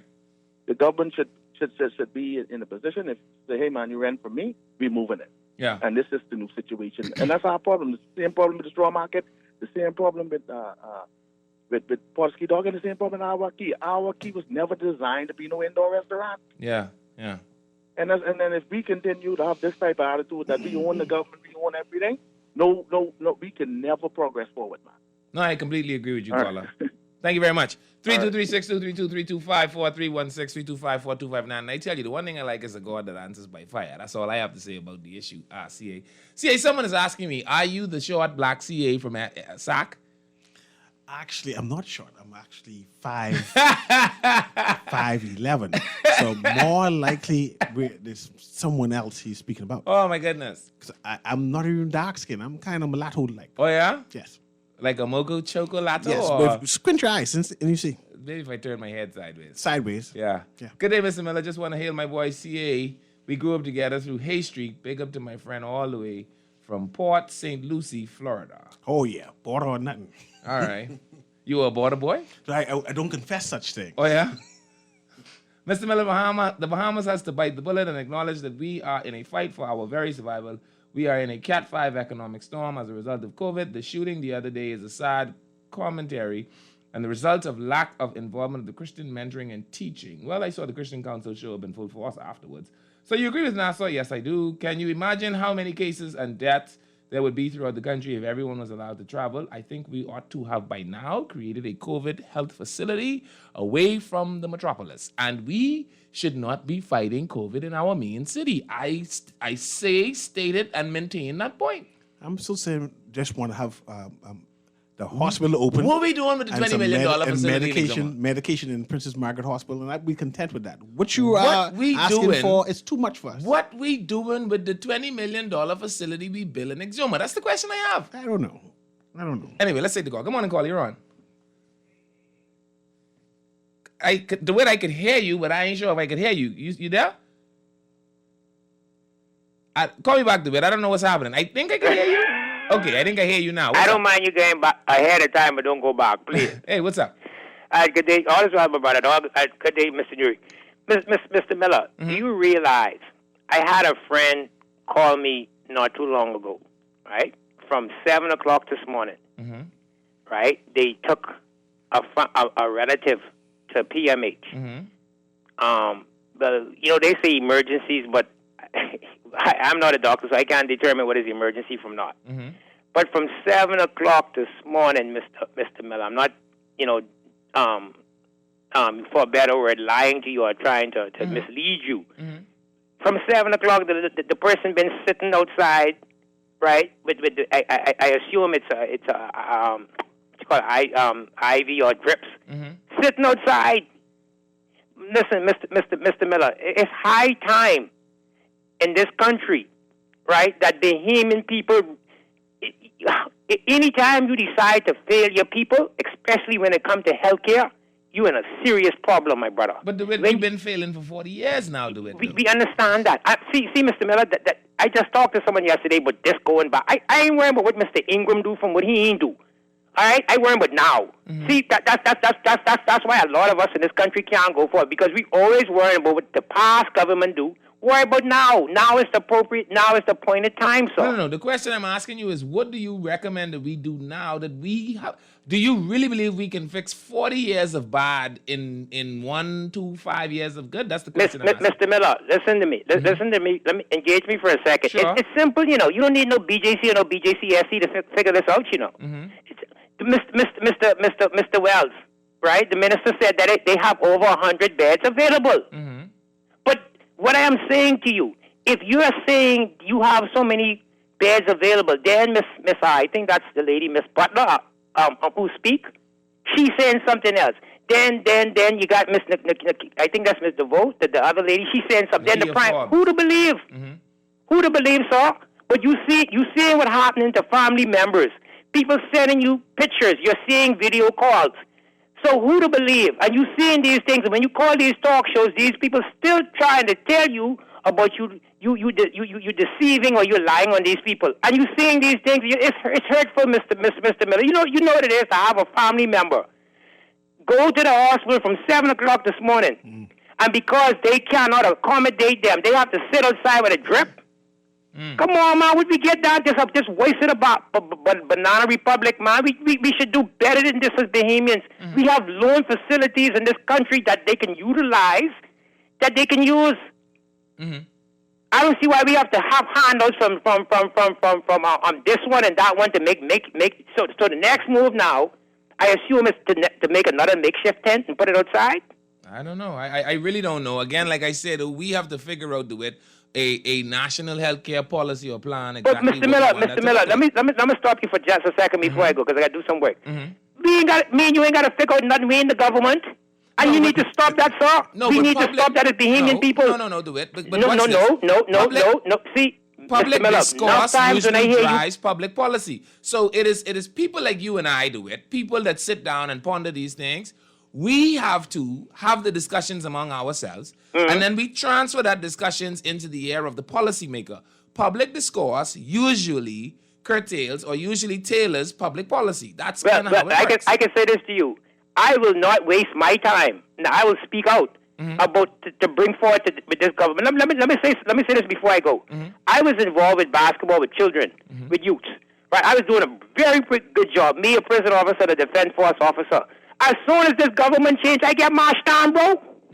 I get marched down like a cockroach just because of who I support and the political party I support. They ain't supporting that the good idea that I have. The idea don't matter. Because of who I support, my idea could go from here to the moon and come back. They don't care. That's why we will never change in this country. You know why? Because you have Bahamian people who speak out and who really want to help, who don't want no money, you know, who just want help. But because of their political affiliation, they get marched down, bro. And I'm a living witness to that. Well, DeWitt, the only thing I can offer you is words from the book that I read quite often and I hold close to my heart. Do not get weary in well-doing, for in due season you will reap if you faint not. See, Mr. Miller, let me say this to you. A lot of people hear me call this talk show, and if this was a talk show, let me tell you something, my brother. I can leave this with you for real this time. Okay. If these was talk shows where you could have called people's name and you got the facts in the front of you, boy, trust me. Boy, Mr. Miller, plenty of these people in this country would have packed up their things and go on the boat and go someplace else. Well, you would have to have shame in order for that to happen, DeWitt, and I've already deduced that a lot of these people don't have no shame. Let me see if I can get you a couple more of these text messages, CA, because they piling up, and I don't want people to say that I read their 5-cent text. You all right with that? Yeah, man. Good. Mr. Miller, they always charge Jamaicans and put them in jail. They are just now starting to charge Haitians and put them in jail. Someone here says, good morning, Mr. Miller. I took the vaccine, and I have another appointment for the second jab on May 28th. Does it matter if the second dose is not the same vaccine type as the first? As far as I'm aware, you should be taking 2 of the same kind. Like, I don't want you matching them like they slippers or nothing like that. It's an interesting question all the same. You know what I thought about? The Bahamas government is quite laissez-faire in its approach to many things. What happens if you take the first jab and they get so excited giving people the first jab Then when time for the second jab come, they have a shortage. Yeah. And your 12 weeks reach, and you say, boy, well, it's like 12 weeks and 3 days, but still take it. It's late. Yeah, you think, I mean, It's that's like kind of how we do business. Milk expired today. But you can drink it till Friday. Yes. Yeah. What they say, make sure put it right back in the fridge when you finish. Freeze it. Blessings, leaving and gas. Let's keep it real, man. One can have the big screen at home, but ain't nothing like a night at the movies. Virtual schooling is cool, but being able to attend school or dine out sometimes is an experience. A man or woman could have a million beautiful photos of each other, but ain't nothing like having the person next to you. Indeed, the world is in a terrible dilemma. Hence, we must be responsible, but we can't eternally resign ourselves and the nation to a place of inactivity and non-socialization. I completely agree with that text writer. Not so much about the movies, because I don't ever care to go to movies. I have movophobia, which means as soon as I sit down in the movie, I fall asleep instantly. I don't know. Whoever came up with the theaters obviously didn't consider people like me. I literally fall asleep the minute I sit down. Okay. Yeah. It's maybe the darkness. Yes, what it is. Because it's dark and it's cold. My body can't help but go to sleep. This one here says, even if the government can give 18 to 45-year-old grants to start businesses and give 18 to 45-year-old Crown land out west for $40,000, they can give the vendors $5 to fix their stalls. What happened to the vendors' insurance? Why should government be responsible for building structures for private businesses on Porter's Key Dock? Where else does government build structures for free for private businesses? That's the point I'm asking. Yes. I don't care if the only side effects of the vaccine were making your fart smell like flowers and $1 million in your bank account. I still wouldn't take the vaccine. I would like some flowers, though. Someone here says, I need some shingles. Well, I don't know who you call for shingles. No. I find it, good morning, if people are able to get fake test results, don't you think they could get fake vaccine results to enter John Canoe Shacks? Unless some real professional is going to be at the shack through Palm Beach Street. I find it strange that the country that gave us so many free vaccines are in the worst position in the world at this time. Let's take a phone call. Good morning, caller. You're on. Is it morning? It's afternoon. Good afternoon, caller. Yes, good afternoon, Mr. Miller. Hey, 52. Good afternoon, Mr. Nuri. Inshallah. Yeah, Mr. Miller, it's hard to combobulate this international psychological psyops, right? Mm-hmm.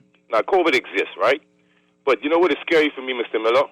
The fact that you people on Guardian have to hear certain things from me, a non-pundit, just an A-level science. I was majoring in biology, chemistry, and agriculture. After I dissected my first pig, I figured I don't like flesh. I started to study plants, right? Botany, right?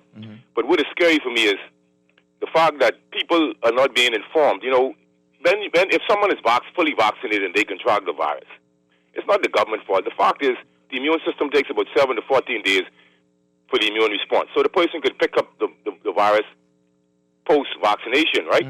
So it's no big deal about that. I don't know why they're pondering about that. But what I'm saying is, Dr. Nakia Forbes, well, my fiance, who has a child with me, is a Forbes. So I have nothing against Dr. Nakia Forbes, but she just put an emphasis on antigenic shift. I was talking to her about for a year and a half now. I remember, before last year summer, I had called and mentioned about the D614 G strain variant coming out of England, right? Everybody seems to be frightened about variants. This is just a normal way for viruses to survive to antigenic shift and antigenic drift. There are 16 differences between antigenic shift and drift. I don't need to get into it on the radio. But the reassortment occurs within the subtypes, or 2 or more viruses of the same, of different types are recombined. That means they could exchange genetic material with one another. And so when you see the word H1N1, H is really for the hemagglutinin, and there's another nucleotide that actually describes on the surface on the antigen, right?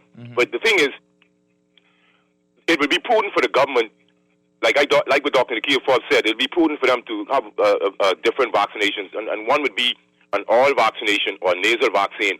The oral vaccine kills the virus in the nasal passage, and also the nasal vaccine by Medicago attacks the virus in the nasal passage at the point of infection. That means you wouldn't have a chance to even infect other people left. So this is only prudence here. This has nothing to do with me, 52, all right?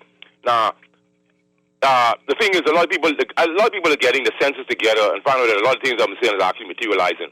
But what happens is the average person, I'm 57 in August. They haven't been as reading as much as me, and so they're not able to juxtapose all of these paradigms.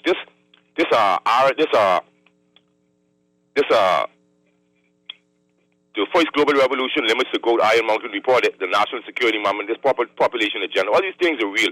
This biosecurity paradigm, right, that they're creating. You get vaccinated, you're not able to do this. You're able to do this if you're vaccinated. This is what they want. Some people texting, calling in, they want mad the people because not accepting the vaccine, but it's not the vaccine, it's the type of vaccine, you know. And so what I'm saying is, if you understand genetics, the questions that I ask about the transfer RNA and the ribosomes and these already exist in your body and the way they combine, it's kind of difficult. I didn't want to get into that, but what really is upsetting for me is the fact that they can test. The text who texted the one yesterday and said they should test through mass testing. That is a great idea, and that is a way to pick up variants. And so the influenza virus is the only virus that actually goes through reassortment. That means it is able to make a new subtype from just recombining. But if you have more than one strain infecting the same person, then you would have a variant. And so the difference is, one of the differences between antigenic shift and drift is one occurs quick and one occurs slow. And so you have a difference in a complete difference with antigenic drift versus shift. But it's basically the same subtypes. So these variants, they look alike. The immune system is still able to understand them. So when Dr. Gert van den Bosch, a known vaxxer, chief scientist for GlaxoSmithKline, all type of accolades his name, I want to be able to sleep. When he said viral immune escape, most people don't understand what it means. And so the fact that you're taking a vaccination, which is in an experimental stage, the stage 4 clinical trials is what they're doing now, vaccinating people and looking for what happens.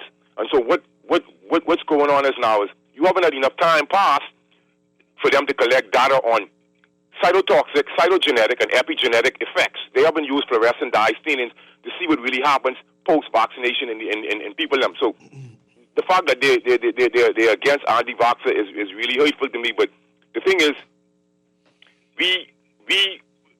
the media is not willing to be reciprocal in their process in learning from the callers. They want people to learn from them, but you have to learn from people. And so there are numerous things that I've said is actually materializing. And so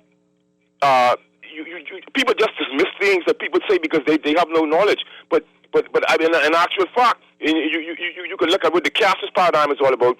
There's an article now saying the globalists are getting ready to put some sulfur something in the clouds to stop the sunlight and do all these different. It's just amazing what people could sit and do and sit in the Economic Forum and the Club of Rome and all these different non-NGOs, and we sit. I don't even think people know what a conspiracy is, you know, because it seems to me if the whole world is being dumbed down, and then so when you dispel a non-conformist ideal, you could be actually dismissing the truth. So the fact that the majority shouldn't have the right to impose on me, as well as me singular, don't have a right to impose, even if I was ruling the world on the majority. Okay, so, I can agree with that. You see what I'm saying? Have a good day. All right, 52. 52, CA. He's soon be 53. I know his birthday comes up. He just said he's going to be 57. 57. But I remember he got his name for his birthday. And anyway, there he goes. So let's go back to some news. I see the phone lines are ringing. CA. Let's take a couple more calls. Yeah, good morning, caller. You're on. How you doing? Hey, I'm good. This sound like Good JJ. afternoon, yes. You know, I listened to two of my good friends call. 52 on debate. I could feel their pain. You know, when I was telling the BME people for the past 15 years that America over $7 billion control our space, they're calling me stupid laughing. You see, they just get these smartphones and think they talk to personal business. The man, I got one more letter left. I did about 40 or 50 several years ago. I dropped it up myself. I give it to the Prime Minister, Davis, and Christie, everybody, senators, and everybody who got some influence, even the Christian Council at that time. And it goes as follows. I could remember this thing quite vividly out of my head. I said that Bahamas country, we need a lotto. See, Mr. Christie has gone and implemented that lotto, but don't get a referendum, you know. Every country in the world have a lotto that's benefited to the people under their country. See, the Christian country is on no ballot. See, and that's why I don't listen to the word they say. They part of the problem. See, Levan, if you had a lotto, okay, watch this. Who owns the airport out there? Who owns the airport? The LPIA? Yes, yeah. Isn't that? It's owned by the Bahamians. It's run by who controls it? You said. And who running it? Who's taking care of it? What the Vancouver people name? Okay, Canadian firm, right? Yeah. They're 15 years. Why can't they do the same thing with a lotto and air market money? Watch this now. I said $250 million would have been earmark. Now, when I say earmark, no government can come in and change and move money and do like what the food they be doing in the consolidated funds. What's it? $250 million for youth, sports, and culture. And our artists would have been taken care of. And the jungle people would have been taken care of. $250 million for the earmark for NHI. So don't care if you got catapulted injury like heart and brain, the money would have been there to start to help our people. I earmark another $250 million to go and pay down the debt. I earmark another $250 million was to go to deal with like how we had the hurricane during. The money for the earmark to build up Abaco and Grandma and all the things that nature does. But you see, but the politicians they think we being people's fool. But like I keep telling you young people, 2027 can be the real changes. See, all these lawyers who got this country mess and all these bunch of rough deals they sign, we can change all of these deals. All these people who think they can show in our space and show in our Nazis also, we can take these back on people. They come to run of this country. Their money children and the grandchildren. See, if you go to the international market and do things, and the nation, you can get these things, you know. You could get these things, because these things belong to people, not just in black and white specialist families in this country. But see, thank God our people are possibly born. Trust me, it could be a day when we really have to stand up and fight and take what belongs to us. I'm trying to take my call. Thank you so much for calling, JJ. Let's take one more. Good morning, caller. You're on. Is that my music? I'm going to the break. Y'all don't move. It's Leaving Miller. I'm sitting in for Juan McCartney. C.A. Nuri joins me. We're talking about all things in the news. If you're on the phone line, please hold. I'll be right back after the break.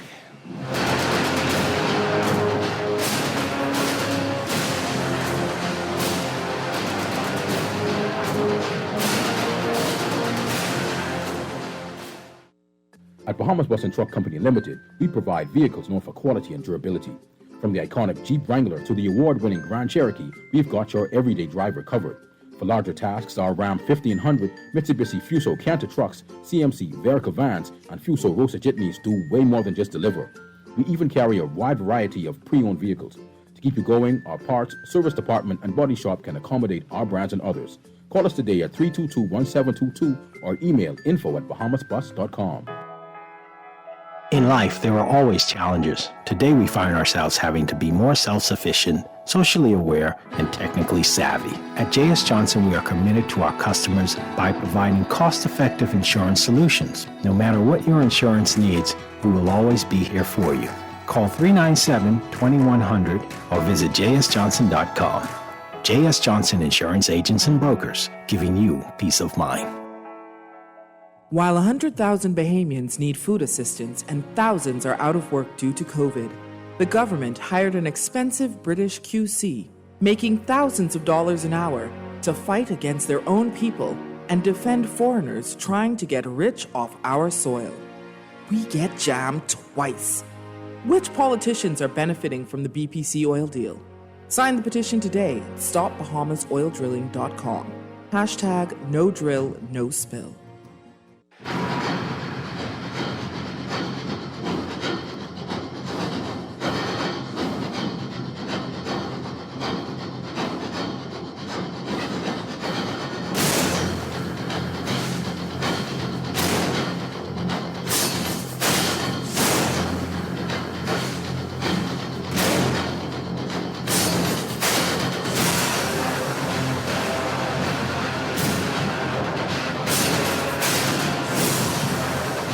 Good afternoon. Welcome back to The Revolution. I'm Leaving Miller. I'm sitting in for Juan McCartney. So good to have you. Thank you for joining me.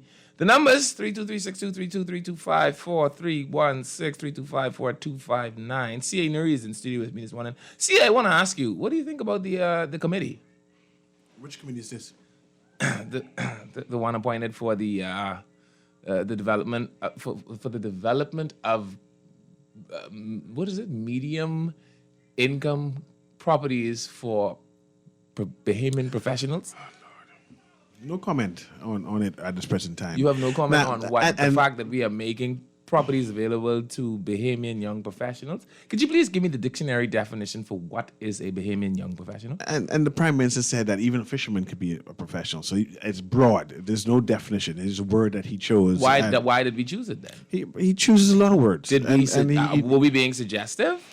Perhaps. But the point is... What were we suggesting, perhaps? That he wants a clean-cut person who can pay their bills to come forward. What does that person look like? Like a fisherman.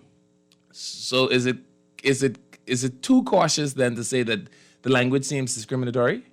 Yeah, but he tried to explain the language. And if it was before, he did try to explain it afterwards. I find that we take too much time to debate on small things. I don't think that's small at all. Because if I am a street sweeper, and you could be a professional street sweeper right, also, right, and therefore you can apply. So if you have your down so then payment, what was the purpose? What was the purpose of the special language? It's not necessarily the purpose, but the intent. The intent is to make the property available. Now, that's the conversation we need to speak about. What do you think about the committee? Want me to call the names for you? Call the names. Deanna Gardner. Yes. She's the Chief Operating Officer at the Prime Minister's Delivery Unit. Good. Mr. Nathaniel Benaby. Nate again. Who I am starting to feel like is the economic parsley. So, Merceline Dalrages is the healthcare parsley of the Bahamas. Yes. Like if something goes wrong, you sprinkle Merceline Dalrages on it. That makes it better. When it comes to the economy, you just say the name Nathaniel Benaby. Yes. Just don't worry about if he ever shows up or comes to the room. You just say it, Nathaniel Benaby. It's like you remember the episode or the scene from The Lion King where the hyenas are inside the cave with Scar, and the hyena is talking about Mufasa, and he says, "Oh, Mufasa." Don't just say the name again. Every time I hear the name Mufasa, yeah. It's kind of like that. Like every time the economy suffers a thing, right? You just say the name Nathaniel Benaby. Nathaniel like, Benaby. The economy should reminds just me straighten itself out. Of Bolton Bethel of yesteryears. That when the Bahamas needs to negotiate, you just say that name and he send forth and represent the Bahamas. The spirit of subaltern. Yes. Okay. Then there's Christian Wallace Whitfield. I don't know who that is. President of the Bahamas Real Estate Association. Good people. Then there's Michelle. Oh, I remember her. I see her now. Michelle Thompson, country managing partner at Ernst & Young. And then there's Sonia Brown, principal of Graphite Engineering Limited. And then there's good old Kyle Bethel. Good for him. But he sells real estate, so he is qualified for this. And everyone He sells real estate where? I see his name all over the place. Or like at Foxhill now. Selling real estate? He sells property. Not that I am aware of. No, as far as I am aware, he's always been an investment advisor. That's the only thing I know him to be. I'm sure I can see his face now. Kyle I saying you ain't see his face. You see his face all over the place. But yeah, but on the property. I don't know if it's to sell property. No? No. Oh, okay. I mean, I could stand corrected, but I sure I see his face all the His time. title here is Investment Advisor Associate, FCIB International. And then, of course, Charles Seeley, Business Administrator. Yeah. What do you think about the committee? I'm glad that Charles Seeley get a job. I don't think Charles Seeley needs a job. He just resigned the other day. That's my point. He needs a job. He's been CEO of the largest private. Job.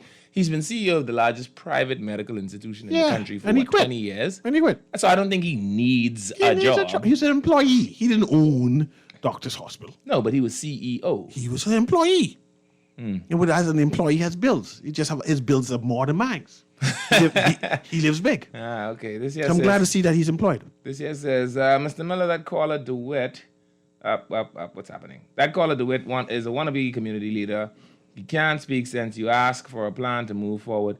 As we know, Bamboo Town MP is doing a good job. Even though he is not a doctor, I don't think that about him. But these PLPs only want special favors. But the F&M is a party for the people all the time. Now we are, what does it say? We are way for the poor. I don't know what that means. Oh, okay. We are making way for the poor people time. You missed out the word making. But Miller, you might not like movies because the female who is accompanying you at the movies probably just caused you to fall asleep. Let's support the F&M. Okay. I don't know how you know I went to the movies with a female. 1. 2, I don't imagine if I did go with a female, she'd be able to keep me awake because we wouldn't be talking to one another because we'd be in the movies. Right? So who did you go to the movies with? The assumption here was that I went with a female. And I'm asking now, so I don't have to assume anymore. I could have gone by myself. So you went to the movies by yourself? There is nothing that prohibits me from going to the movie by myself. I always consider that strange, people going to the movies. Well, I am not themselves. responsible for what you consider strange. Oh, that is strange. I also think it is strange to assume that somehow I ended up in the movie and that it was with a female. Because nothing that I said suggested that. Hey, if you went with a male, I would have been taken strange too. I didn't say that I went with a male either, but I certainly didn't say anything about going with a female. Yeah. And there's nothing that prohibits me from going alone. Yeah. And why would I take someone to the movies? I wouldn't be able to talk to them. They would literally be of no consequence. I talk in the movies all the time. You do? Yeah, man. It's people like you that I dislike when I go to the movies. I normally sit in the back so I can do that conversation. Okay. Let's read another text. The text right here says, "Good morning, Mr. Miller. Good afternoon. Ask Mr. Nuri if he's going to co-host with Scoochie to bring some content to the inner city, or will he send Paul Mailers to help Scoochie Miller? You can speak and clearly articulate a point. Don't need help. That's why Revolution trusts your voice." I thank you very much. You're so kind. Was he giving me a compliment or he's talking with you? I'm sure. I think they started off complimenting you, and took it, and then it kind of ended with complimenting. But yes, Friday I'll be on the show. Okay. This here says, "No, Cecil, that is Kyle Campbell you're talking about." All the Kalias look alike. They bright. How much people name Kyle? I don't know. Now it sounds two. Now I only knew one. So you're happy with the committee? The committee represent a particular. Does it represent young Bahamian professionals? When you think about young Bahamian professionals, I don't see anybody who can afford that type of housing. I don't see anybody on that list. I don't see anybody on that list that I deem normal. They represent a particular type I don't of see ilk. anyone on that list that I deem normal. And the area that they're developing is high end. Why were there no fishermen end. appointed to it, or farmers, or street sweepers? If you say fishermen, farmers, and street sweepers could be professionals, They can do the Carmichael Road one. Oh yeah. There's a Carmichael Road. Because I want to tell you, my grandmother moved us into the suburb, or moved herself, her family into the suburbs. You mean South Beach? Yeah, in 1969. South Beach is not the suburb. That's South a working Beach is the class. official original suburb. You are one of those people who say Elizabeth Estates is in the suburb and it's out east. That's Negative. not out east.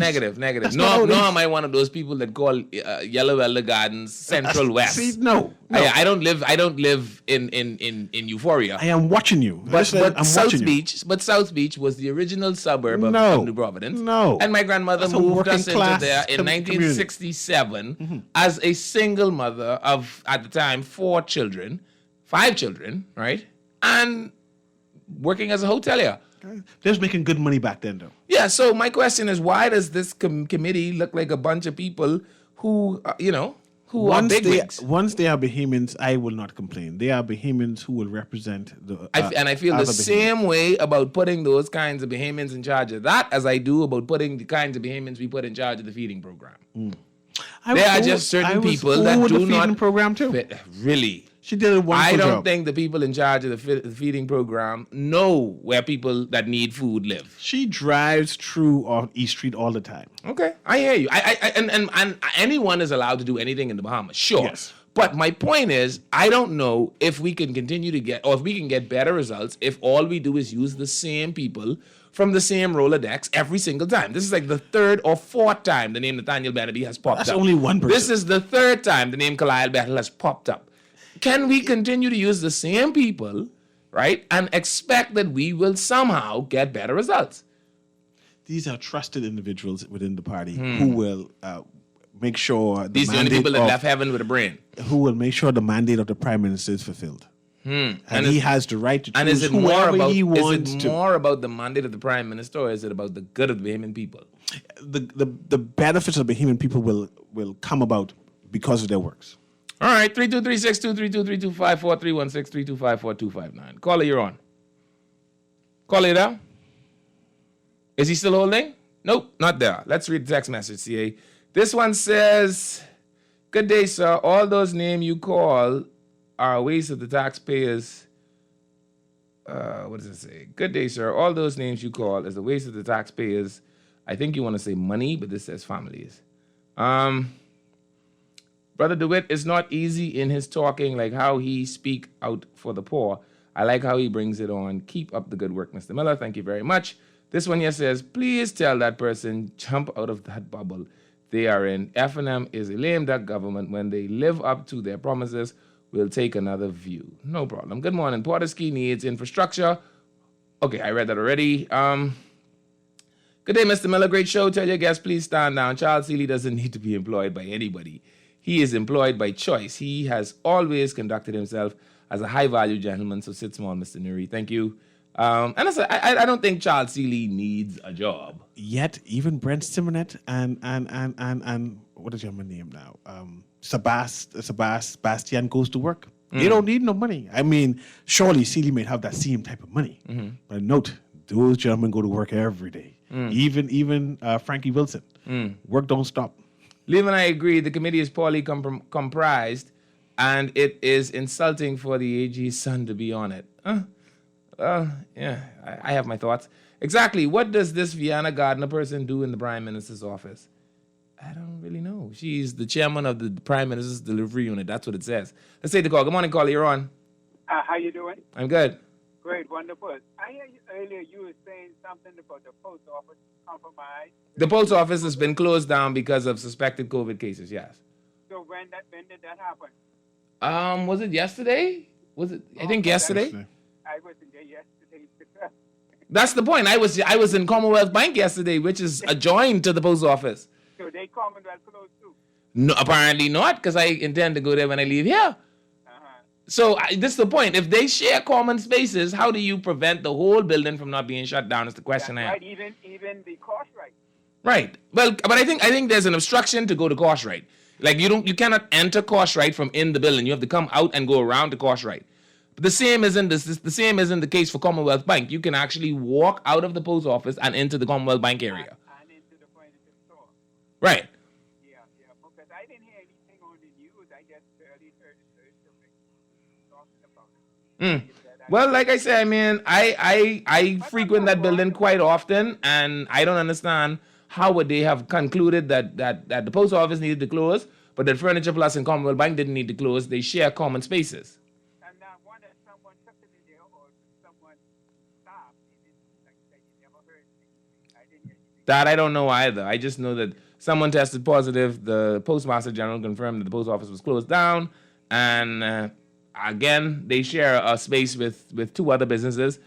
I don't know how they're going to convince me that COVID didn't contaminate anything in there that those other employees would come into contact with. Yeah. All right, caller. Thank you. This one here says, recycling the same people in position shows that these groups are keeping money and power within their little bubbles. And I think that is the message that Bahamian people are kind of getting sick of. Like, no, I don't have a problem with it being this guy, but is this the only guy? You know what I mean, CA? Mm-hmm. Yeah, we're almost out of time, too. Leaving, Nathaniel Bannaby is not an economist. He just worked to the bank as a teller and worked his way up, but he still had to ask... he still had to ask the man behind the scenes on big loans what to do. Find out what is his degree in. And I'm not a pro-degree person. I don't know if you know that about me. I would say that the Bannabys have long been known for their time spent in the financial fields, and so I don't think he is inept. I just think he, like Mercelinda Regis. If you run into a healthcare problem, you say, and Dr. Mercelinda Regis will take a look into it, and all of a sudden the whole population becomes calm. If you run into an economic problem, you say, and we are going to get Nathaniel Bannaby to look at it, and the whole population becomes calm. He's the economic parsley of the Bahamas, as Dr. Dal Regis is the healthcare parsley of the Bahamas. You just sprinkle parsley on it, and all of a sudden, it gets better. Right, CA? Yes, definitely. CA Nuri, that sounds like the music. That means we're out of time. I enjoyed myself today. I thoroughly enjoy having you here. It's always good to talk the news with CA Nuri. Yeah, man. Cheers. Yeah, anyway, this isn't my show, but I say it every Friday. It's Friday. Do everything in your power to make sure you don't kill anybody this weekend. Greater than that, do even more in your power to make sure that nobody don't kill you. And I'll see you on Monday. I'm Levan Miller. I've been sitting in for Juan McCartney right here on The Revolution. Thank you so much for joining me. The news and Z Live with Chivago Lang is up next.